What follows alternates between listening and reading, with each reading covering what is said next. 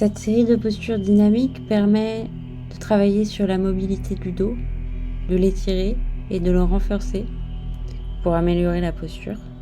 Elle peut se faire en début de cours, avant les salutations, ou bien après, quand le corps est un peu échauffé.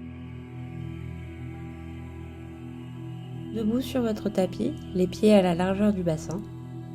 Entrelacez les doigts devant vous, les bras tendus, paume de main vers l'extérieur et montez les bras vers le haut en gardant les épaules basses. Vous pouvez dans une inspire lever les épaules pour mieux les abaisser dans une expire et les garder telles quelles pendant quelques respirations. On cherche à allonger la colonne sans cambrer et sans faire ressortir les côtes basses. Inspirez et expirez. Inspirez, puis dans une expire, abaissez vos mains et désentrelacez vos doigts. Nous allons passer à la posture de la demi-lune. À l'inspire, levez le bras droit vers le ciel, le bras gauche le long du flanc gauche. Puis, dans une expire, penchez-vous vers la gauche. Gardez bien le pied droit ancré dans le sol. Si vous n'avez pas de douleur dans la nuque ou les cervicales, vous pouvez regarder vers le ciel. Puis dans une inspire, revenez et expire, redéposez le bras droit. Puis levez le bras gauche vers le ciel et expire, penchez-vous vers la droite. Vous pouvez lever la tête vers le ciel si vous l'avez fait du côté droit. Gardez bien le pied gauche ancré.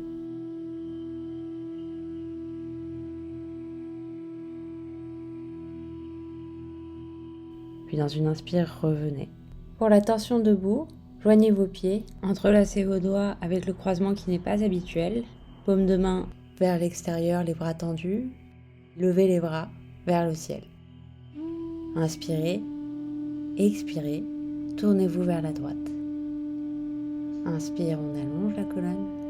Expire, on tourne. Puis inspirez, allongez. Expirez, tournez un peu plus vers la gauche. Inspirez, créez de l'espace entre les vertèbres. Expirez, revenez. Inspirez, allongez la colonne. Expirez, tournez vers la gauche. Inspire, on allonge. Expire, on tourne un peu plus. Les épaules sont basses. Encore une inspire.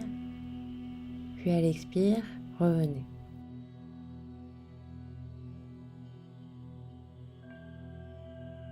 Ardha Uttanasana. Écartez vos pieds à la largeur du bassin. Inspirez, mettez vos mains sur vos hanches.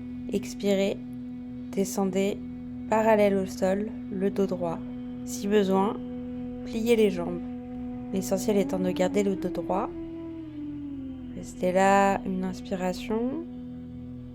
Puis expirez, déposez soit vos mains au sol, soit sur les tibias. Vous pouvez plier les jambes si cela tire trop sur l'arrière des jambes et surtout pour bien garder le dos droit. On cherche à allonger la colonne. On regarde vers l'avant sans casser la nuque. Si vous avez les jambes tendues, amenez un peu plus de poids vers vos orteils.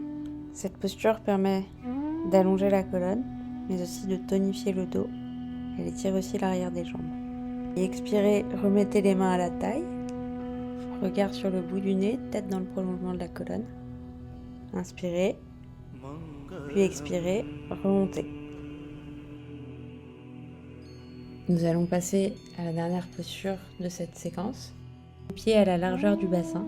Basculez le bassin vers l'avant. Paume de main sur le haut des fesses, les doigts pointés vers le bas. Inspirez, allongez la colonne. Expirez, amenez la poitrine vers le haut et vers l'arrière. La tête reste dans l'alignement de la colonne. Le drishti se porte sur le bout du nez. Si vous avez des soucis de cervicale, vous pouvez aussi regarder vers l'avant. Dans une expiration, revenez en position verticale.